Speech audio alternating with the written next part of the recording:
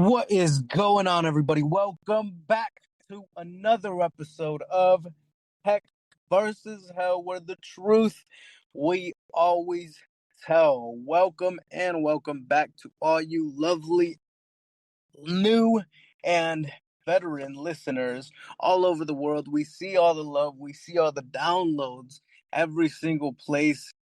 And some countries we've honestly never even heard of, to be quite frank with you. But everywhere, just continuously going and showing the love and support, and we always appreciate it. Thank you so much, and continue to check on the Real Double Dose channel website. That is realdoubledosechannel.com. So you can see any type of updates we got going on. We actually have something that we're gonna start to do here at the beginning of 2026. It may be a little bit before. We're still, moving around the dates and getting everything coordinated properly and scheduled. Maybe I'm not supposed to be releasing it, but I love you, so I'm going to tell you. We're going to do a little God Code Collective tour. Now, I just rolled out the name right now, which I probably shouldn't have said. However, that's going to be the group that we have for more of the ministry, right? More of the outreach program that we're going to do when it comes to reaching out to people so that, people could understand about Christ. People could come into knowing who God is, who God really is, the gift of eternal life that was not free at all, but it's free to us. That the huge price was paid so that we can have that gift freely given to us. And that's grace. And we're going to plan on going different cities right here in the U.S. For now, we're going to keep it a little bit nationally local whenever it comes to not going to different countries just yet. Maybe in the future, maybe here in the near future. Who knows? However, we're going to start doing that and, do a little mini tour and go around having a community outreach and being able to get more. I wouldn't know exactly how to say it, but yeah, check that out. Go on the website, so you can get more updates. We're going to start doing a lot more posting as well so we can get those different types of things rolling and going. Okay. But this one is going to be an episode right now, just jumping into it. In one of the first episodes that we did, we spoke about how there's going to be some storytelling on here that is all fictional, right? All fictional for any type of ears that want to be listening, any type of people that are trying to gather data to use this. This is all fictional stories, okay, guys? This is all not real, okay? It's all in my mind. It's all in my head. But it's going to be in my head testimony, put it that way, wink, wink. And it's a temptation. It's a temptation that had came across, and we saw and we've spoken about previously Christ's temptations. And quite frankly, whenever I look at those tests, that battle between Christ and Satan, I honestly looked at it as though they shouldn't even be considered temptations, right? Because number one, you can't tempt God. That's a given. Number two, the rooting and foundation of Christ is so deeply intact to where the temptations weren't even tempting at all for God, for Christ, right? They didn't even, he didn't even blink an eye. He just knew what it was. He's like, nope, not happening to me, Satan, to where it just wasn't anything to even necessarily call a temptation. However, it is still considered as such. And I'm saying that because you look at the breakdown of how it is. Now, one thing that I spoke about with a brother of mine in Christ and with Lex was about how the three temptations that were given unto Christ. The first one was incredibly deceptive. It was so methodically plotted out to where we know it's not a sin to eat. Nowhere in the Bible does it say it's a sin to eat. Now, it's a sin to glutton. right? It's a sin to overeat and just go to the point where you're not consuming what you should be consuming. So it's not a sin to eat. It's not a sin to break a fast. Yet that was what Satan came to whenever it came to the first temptation that he brought unto Christ. He said, if you are the Son of God, turn this rock into stone. And so many people try to go and say, hey, well, him turning that rock into stone, it would have made him hungry and he would have broke his fast. And we get that also because of how Christ replied, how he said, well, man shall not live off bread alone, right? As it is written, man shall not live off bread alone. So why is it not about hunger? What was the real temptation there? And the real temptation was what Satan started with. It was saying, if you are the Son of God, turn this into this. Meaning, show me who you are. Doubt who you are or prove it to me. It was like the Pharisees whenever they came in trying to go and basically catch Christ up, right? Whenever they came and they're like, well, Christ, what should we do about paying taxes? And they were trying to say, trying to catch him up. And he knew what they were thinking. He's like, I know they're trying to entrap me because if they say, oh, don't pay taxes, then they're breaking the law of man. But if they say pay taxes, so they were trying to trap him up. And he gave him the right answer. He told him, hey, what picture, what image is on the coin? And they said Caesar's. Says, good. Give to Caesar what is Caesar's. Give to God what is God. Meaning he saw through what it really was. Now, so many of us would have fallen to that first temptation that Satan came unto Christ with. And it was, if you are the Son of God, turn this rock into bread. Now, even if we didn't eat the bread and we used the identity of what we have and the power in which we have, we use that in a way to show somebody else who we are, it becomes pride. And it becomes pride because in humility, we don't have to prove it to anybody.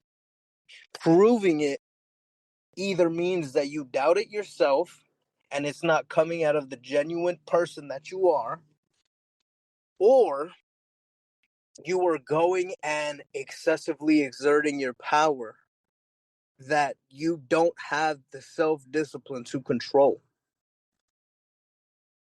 Therefore, overusing it and using it out of context is wrong, right? Just like same thing with killing and murder, right? There's a time and a place to use each, and based on the different circumstances, they are different definitions. In the same way, it becomes pride when you use it out of context and not out of necessity, not out of glorifying God, because how could it have glorified God by proving something to the devil? You are supposed to just know who you are. And that's what Christ was showing us. It's prideful to try to prove it to these people, try to prove who you are. That's why you never saw Christ say, I am the Son of God. You never saw Christ say, I am God.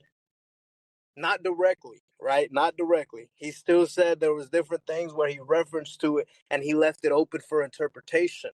He said, those who have ears, let them hear. Those who have eyes, let them see. So it was open for interpretation for those who were actually looking for it and actually wanting to see the Messiah in which he came to be. But there was no pride in it. It was never, oh, I am this. I am that. I am the truth, the way, and the life. And he was stating matters of fact. Yes. However, it wasn't a point of quote unquote exalting himself over others, because the humility in which he came, even to where, right, it's prophesied that he was coming on a donkey's back. It was that, like, how much more humble can you get? Not to say kings riding on horses is prideful, but his whole goal was humility. But proving it to the devil, that would have became pride. And that's the first sin that was given unto Christ. The second one was testing God. First one was pride. Second one was testing God, right? If, or as it is written, he even used scripture for the second temptation. He even used scripture, right? And he said, if as it is written, it jump off this cliff so that God can send his angels to catch you. And Christ rebutted, telling him, as it is written, you shall not test the Lord your God. So probably like 90%, maybe 99% of people would have fell at that first temptation. At the second one, it may have gotten better. You know, it may have been maybe 70% of God's children would have fell to that temptation and tested God. Maybe less. Who knows? I can't give you a really good number, but I'm going based off what I think. Right? This is a thought pattern. Okay, I think 95% of people would have failed. Maybe 99% of people would have failed that first temptation. I think closer to 70 would have failed the second one. And honestly, if you are really a God's child and you were to that point, the last temptation was him taking Christ up to the pinnacle and showing him everything. He said, everything you see before you will be yours if you bow to me and worship me. He said, it is written, you shall not worship any other God. So in that context of that last sin, maybe 15% of people would have failed, maybe 5%, but it drastically dropped in the percentages, and he became more desperate in trying to catch up Christ to fall into temptation, but he always came out swinging with the first one. That first temptation was very deceptive, and the more inclined you are, the higher of a level you are with God and more experienced you are in your walk of God, that is the levels of temptation that you will receive in your life. So yeah, sometimes it is easy pickings right as soon as you start your walk with Christ, but it's not going to be easy. It's not going to just stay easy. It's going to be, the more experienced you are, the more on point you have to be, the longer you've been on the walk with God. But you also see that as you start beating and swatting away the temptations, the devil becomes desperate. And after that, that's whenever he was able to go and do that ministry and start the ministry for real this time. So that was after he was baptized. Then he went into the forest to get tempted, and then he started the ministry. Now, that was also something that I saw with Lex as well. She had her own temptation. She's spoken about it before. I don't want to disclose it all the way, but she's had her own temptation to where certain organizations have came and waved millions and millions of dollars in her face. Now, I'm not going to get too deep into that. I'll let her, you know what, matter of fact, whenever we're still got to do that interview on Lex, but whenever we get into that, I'll definitely see if she's willing and open to talk about it. And if she is, hey, you get that HVH exclusive, baby. That's right. But I noticed that, and then I just had mine not too long ago. So I had, in my fallacy mindset of what is just in my fictional story in my mind, there was a situation that came up to where I was brought into something, not fully wanting to go into it and not fully aware of what it was, but I was brought into something that has to do with certain south of the United States border organizations, to put it plainly. This is all fictional. Once again, I'm going to state that once again, all fictional, all in my mind. Certain organizations. And there was things that just kept coming and coming, and they just, it got to the point where at first I was kind of obligated.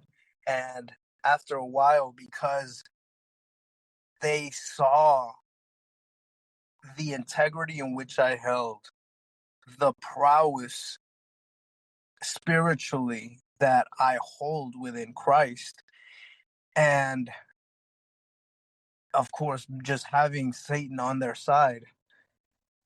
I was offered billions and billions of dollars at my disposal, to put it plainly, in product, in ownership, in partnership, in everything.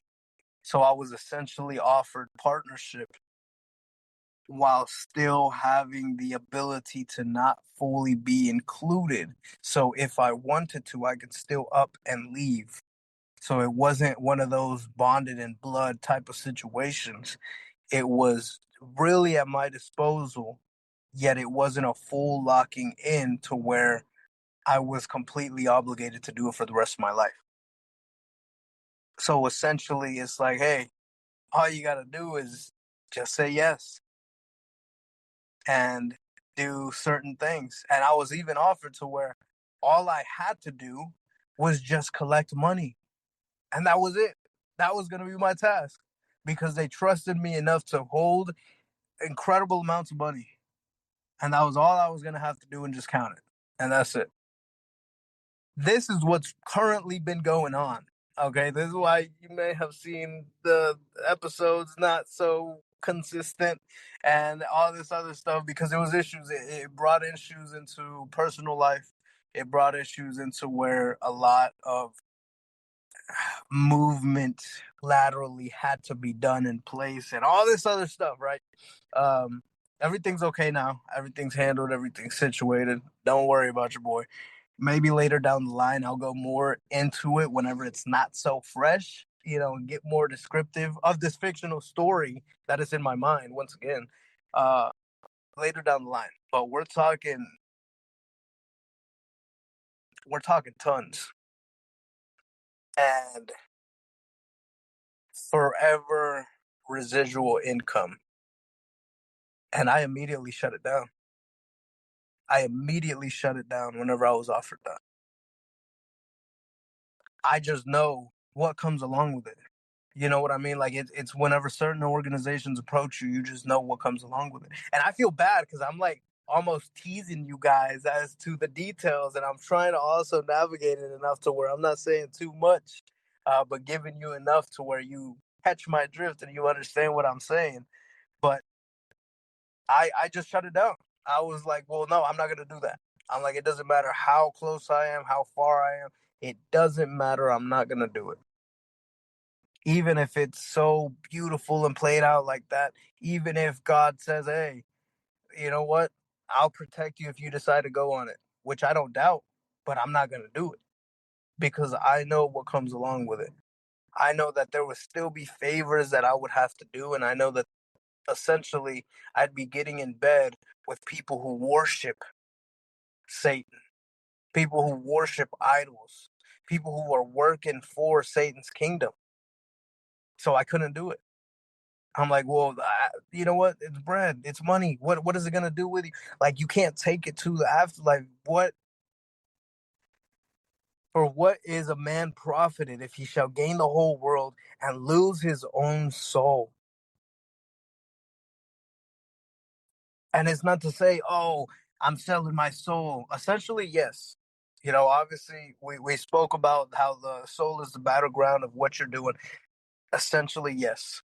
It is in a way, not literally, but it is in a way, metaphorically, selling your soul. You can't sell it because that price is paid for, but you're still choosing to essentially spit in God's face, essentially say, hey, you know what, God? Thanks for doing this. Thanks for dying for me and giving me this wonderful grace of life that you've given me and being reborn again. And thank you for giving me the spirit within me that is a part of me and the identity that I hold in you. But you know what? This world, I mean, it's just tempting. I want to run it. I want to run this world. How how could I do it? It's like I didn't even think about it to the point where I'm like, oh, you know what? Maybe, and this and that. Now, I did after, I want to be honest, I did after the fact. And I'm like, hey, you know what? Maybe because it would be taken from Satan's kingdom and utilized for God's kingdom. But I immediately rebuked that. I rebuked it. I'm like, nope, that's not, no bueno. That's not happening. Because it doesn't matter regardless of fact. It's the point of you still have to be involved and you have to be committed to that side of things. And one thing Christ said that is very clear and no discretion that people seem to overlook is how hardcore Christ was. He said, either you're with me or you're against me. Either you gather or you scatter. You cannot serve two masters. You shall love one and hate the other. But you cannot serve two masters. And essentially, that's what we would be doing. And that doesn't just have to be with huge temptations that come in this format. It's in so many ways. There's so many manners of to where, you're serving another master. One way that I realized is going and taking time to yourself, putting all distractions away, and just clearing your mind. And your mind is going to go to a certain place. And where your mind is constantly going through, even if you're taking a drive, even if you're taking a walk, where your mind is constantly going through is your master. Is it going to God? Is it thinking on heavenly things? Is it on your purpose? Right? Because it's not to say your purpose is your master, but you were focusing on the purpose in order to glorify God. So that's under that same category of glorifying God and being in that avenue. But where is your mind at? What are you worshiping? It's really easy to turn things down whenever you have God in you. And seeing this firsthand, and not just, because people would talk about that. There's so many people that can go and talk about certain organizations in Hollywood. If you catch my drift with that whole eye movement, illumination, it's people talk about it from the outside looking in, but it's not until you're actually involved and they're in your face that you see and are truly tested, and your character and integrity are tested. Because through tests, we also are able to see where our placement is, how much our character has developed, how much more aligned we are with God, and where we are in that position with God, where we can improve, where we can get better, where we can go and just say, hey, you know what? This is not right. I failed here, but I'm getting there. It's beautiful to see. It's beautiful to see the advancement. I can't say I'm proud of it. I can't say I'm happy of it, but I'm actually quite impressed how far God has brought me in such a little time. To have that type of resilience and persistence and standpoint with God. Even if me going and having those certain moments where I haven't been so close to God, and I haven't been looking him in his word, I haven't been spending that time with him all the way. Even in those moments, my integrity and the character that he's built, the foundation that's been placed is still there. And it's still producing fruits. I think it's beautiful. And that's a great way to do it, because through these tests, we see the kind of fruit that we bear. And I think that's one of the most amazing things. And on that note, yeah, we got to start getting that Beauty of the Rain book going. I'm gonna just put the name out there. Y'all hype it up if y'all want. That's gonna be the book that I'm gonna get written up. The Beauty of the Rain, and it's been something that I've been prolonging, but I think now is finally the time where I can start it and get it going, because my ministry is starting, just like Christ, right? Just like Christ, my ministry is starting. So I'm happy. I'm happy, everybody. I'm very ecstatic, and I love all the support and everything like that. And obviously, there's still a constant growing journey And that's why we have Heck versus Hell.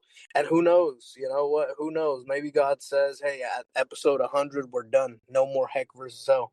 Focus on the ministry. Focus on this segment. I'm not gonna disclose too much. Focus on the prison ministry. Focus on XYZ, right? And Heck versus Hell will be no more. Who knows? Because that's actually I'm actually kind of getting that feeling too. Because this was supposed to be a place where we learn growth together, where we learn the principles and the knowledge together and the wisdom, and we go through this purgatory of world. Of course, the kingdom of heaven is within us, so we fight hell every single day because this is a battleground for heaven and hell. And what will be manifest depends on who is there. I love you all. Don't look forward to it ending, because we never know. Hey, it could be going on until God decides, hey, you know what, you're coming home. Yeah, but who knows? You know, we don't know always God's plan. There's certain things where we can know. There's certain things where we can figure out. But we'll see. I love you all. Stay strong. Stay blessed. Shout out to my brother Bear behind the walls. I see you, brother. I'm going to come see you soon. And you know what? Shout out to all of you listeners right now, wherever it is that you're listening to this, because you gotta give yourself a little bit of pat on the back. How far you've come with God. How much you've managed to overcome through the grace of having Him in your life. Because honestly, it does get easier whenever you have God in your life. Whenever you have God in your corner, it's so much simpler. But you have to believe it and fully know it and receive it. I love you all. I hope you have a blessed one, and we will catch you on the flip side.